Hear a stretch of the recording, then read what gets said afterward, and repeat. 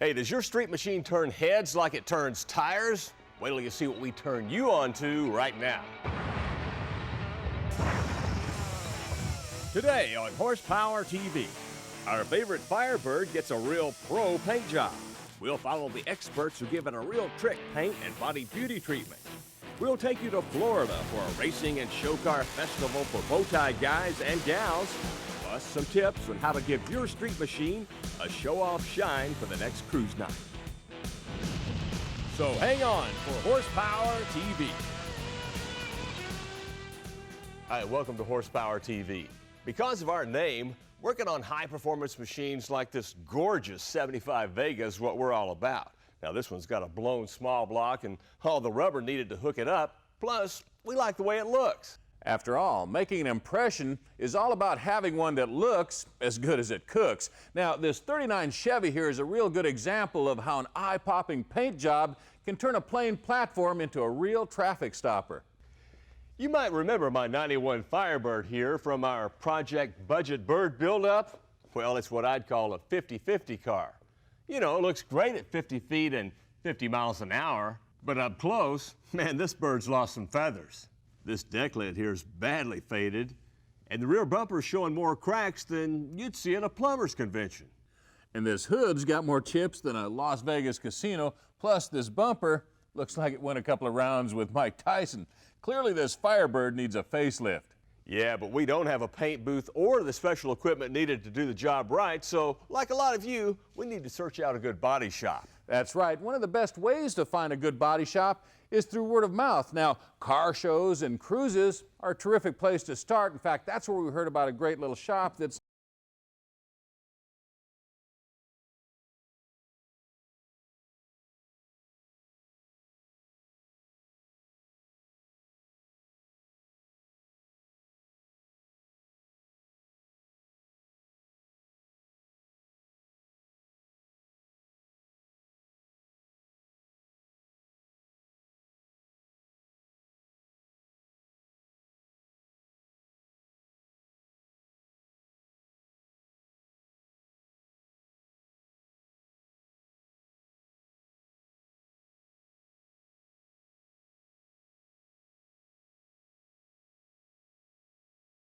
First step, we'll be washing the car down with wax and grease remover. This is to remove any waxes, silicones that the vehicle has on it so that we don't grind it into the paint when we sand it. Now we're going over the car to find imperfections, dings, dents.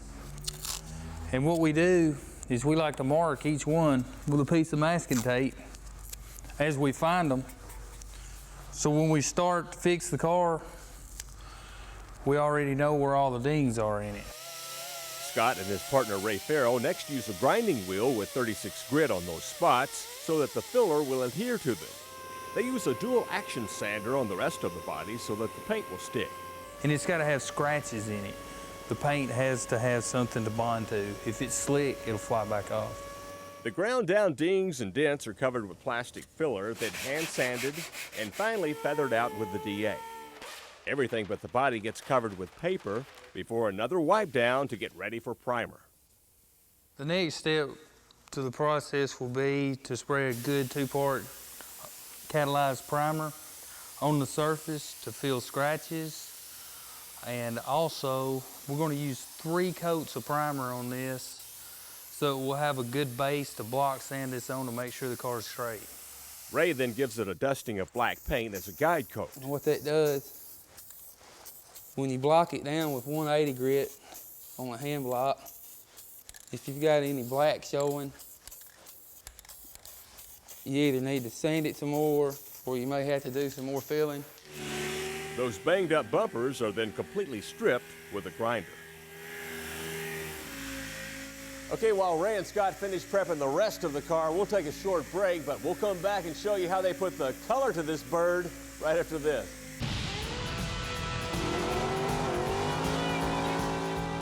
Later in the program, I've been a Chevy man all my life, and I think I will remain one also. it's the All Chevy Show from Moroso. Stay tuned.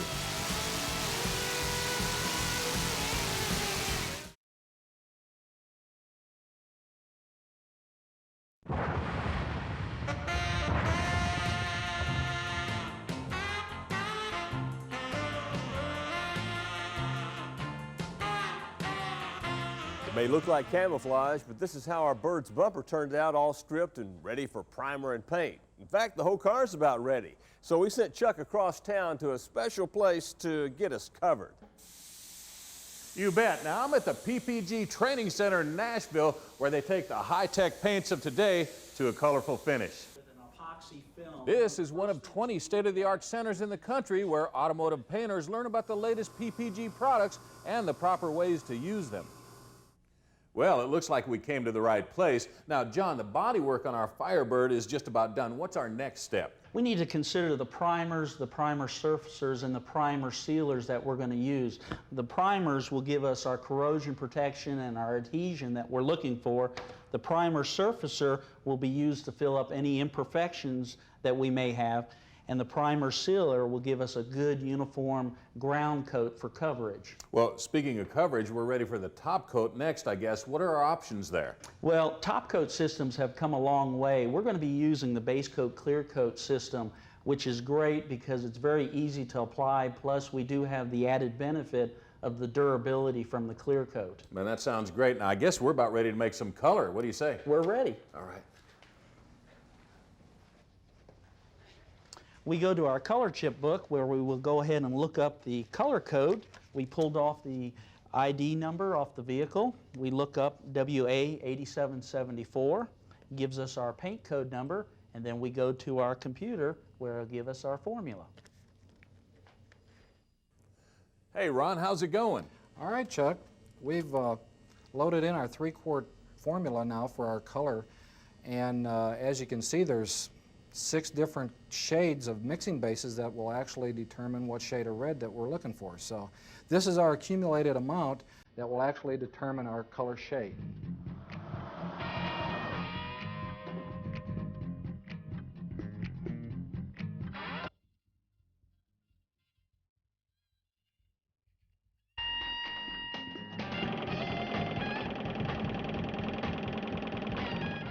Well, the method for applying top coats has changed considerably over the years too, huh, John? It sure has, and also the equipment we're using, starting off with conventional siphon feed guns, going through gravity and up to pressure pots, and then ending up with the HVLP technology. I gotta ask you, what is HVLP? HVLP is high volume, low pressure guns.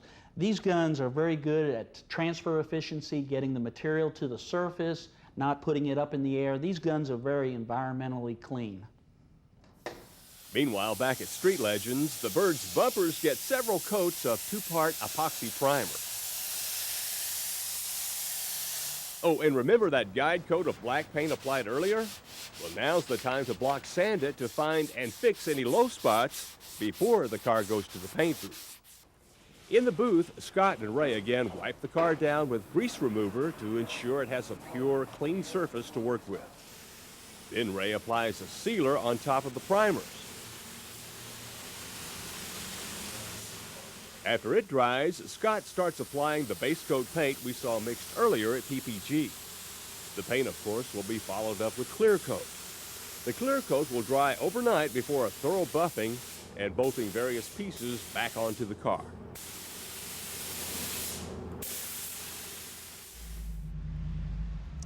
Well, here it is. Didn't Scott and the guys at Street Legends do a great job? They really did. In fact, this thing is so hot, I think I'm going to have to rename it. I'm going to call it Fireball instead of Firebird. Good idea. Makes me want to put the top down and let the sun shine in. Speaking of which, we'll meet you in the Sunshine State right after this.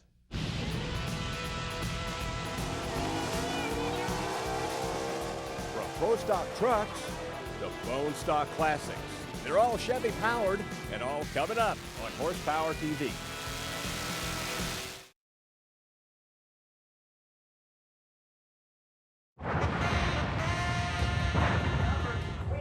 Hi, welcome back to the show and to windy West Palm Beach. Ask most streetcar racing fans what their favorite car is, and they'll say, Chevy!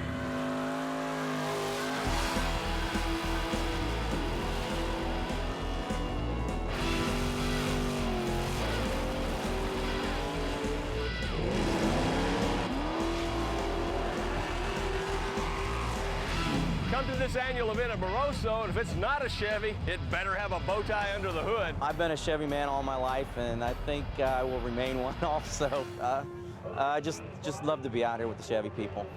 What Chevy guy wouldn't want to be in the thick of this annual bow tie bash? A bracket racing power party full of Bad Bel Airs from the 50s, some nifty Novas from the 60s, Camaros spanning 4 decades, and of course, Chevy-powered dragsters, all shapes and sizes.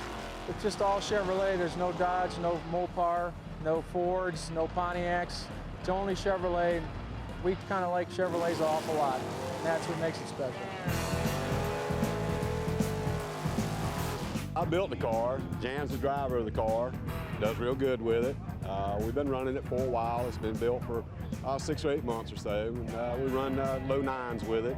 Bracket racing gave the participants plenty of thrills, and for the spectators, there was also a pro stock truck shootout, featuring the likes of Mark Osborne, who recently jumped into the cab of this S10 after racing pro stock cars for several years. Speed at the other end is a little bit slower, like 20 mile an hour slower than the cars, but all in all, they're a brother-sister combination. This is a 358 Grumpy Jenkins engine. It has 2 1050 carburetors on it. It's basically a pro stock car motor, but only a smaller version. The only challenge with the trucks is the wheelbase is about 20 inches longer than the cars, and it puts us in a groove on the track, a bare spot where we're not used to running on, and we got to deal with that. Outside of that, it's really no different to me. The final race of the Pro Stock Shootout was as close as it gets, with Tim Freeman edging out Osborne, although they had identical ETs. 770s identical, bang, bang! Yes! Well, I thought it was exciting.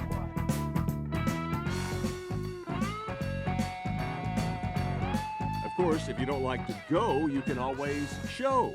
This is a car show with a cadre of Camaros, along with samples of some very creative hot rodding like an extended cab from the 40s, or this bet with more chrome than one can imagine. Of course, we especially like the modified rides like this 74 Corvette Custom. Now, it not only has cool graphics on the outside, those mirrored T-tops, but check out the inside. Plush velour-like material that even extends under the hood where the original 350 lives. Meanwhile, back at the track, a highlight of the weekend for me had to be this match race between the Animal Jim Vega and the Corvette Shark. 2 high-performance heroes straight from the funny car history books. We do everything ourselves. We shift the car.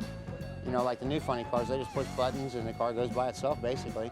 And everybody thinks these are real funny cars because they're old and, you know, and we brought them back to life again and people love them. They go nuts over them.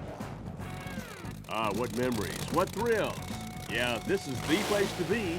For bow tie buffs, hey, but we've said enough, except for... Go Chevy!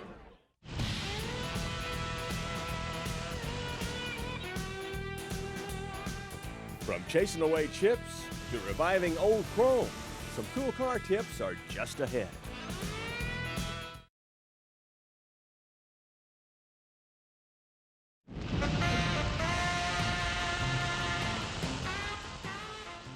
Hi, welcome back to the shop. Earlier in the show, we took you through the paces of a paint and body project, and now we want to share some tips and tricks with you to help you maintain your car's fine finish.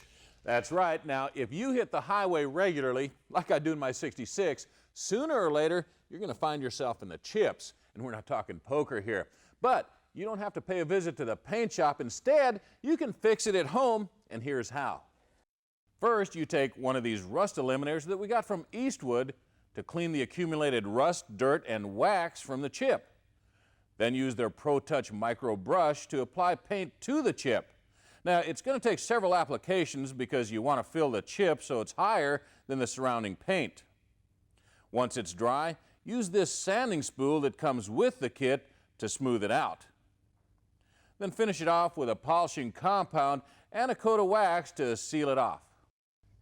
Great tip, but your paint's not going to seem to shine as brightly if your trim's in need of attention too.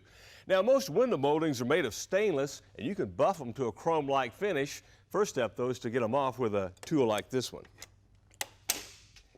Now, at this point, you can either take them to a metal refinishing shop or do the work at home if you've got the right equipment, such as a buffing motor, an assortment of wheels, and compounds.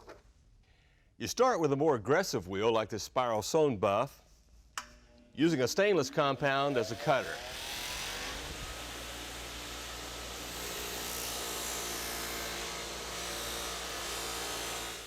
Then complete the job with a cotton flannel buff like this one, and a white rouge compound for final polishing and color. Man, just check out the difference. Pretty amazing. Now, you can also use combinations like this string buff and a plastic compound to restore things like your tail light, parking light, and even instrument gauge lenses. When it's time to clean your ride, following a sequence will not only make your job easier, but it's going to give you better results too. For instance, clean your interior first before washing the outside. That way the dirt in your jams is dust rather than mud. Plus, you won't be blowing that dust all over your freshly cleaned exterior.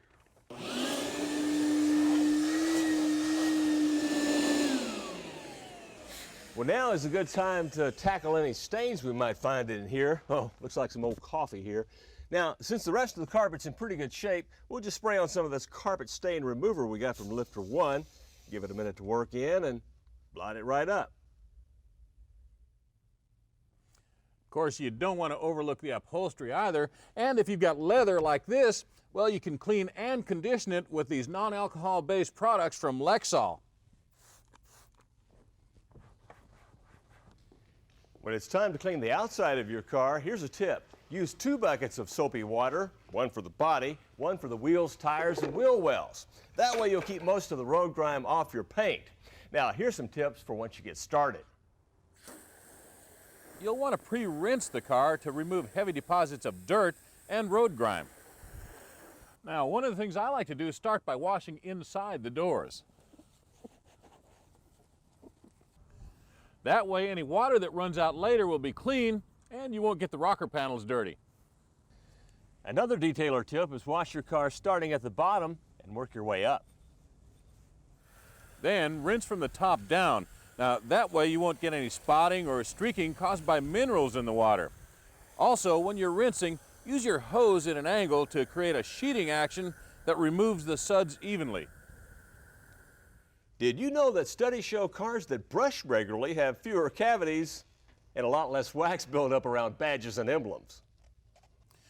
There are plenty of products out there to help your car keep its shine in between detailings, like this wet wipe and shine from Eagle One. Now, it's anti-static to help prevent dust buildup, plus it's easy to use. You just spray it on and wipe it off. I'm about wiped out with all this detailing work, so after a short break, we'll be back with a special car care hot parts.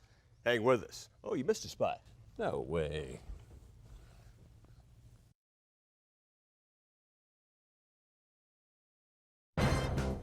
Now, Horsepower's Hot Parts, brought to you by Summit Racing Equipment, your source for high-performance parts for 30 years. Well, hopefully we've made our case today about the importance of keeping your street machine clean, and here's one for its trunk. It's a soft side case from Classic Cars that's filled with all sorts of detailing brushes, soft polishing cloths, and compartments for storage.